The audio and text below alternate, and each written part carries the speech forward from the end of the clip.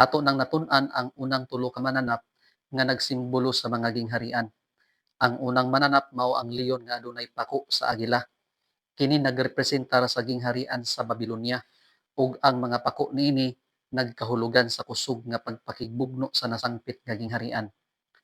Ang ikaduha nga mananap mao ang uso nga adunay tulo ka gusok sa iyang baba. Kini nagrepresentar sa gingharian sa Media Persia.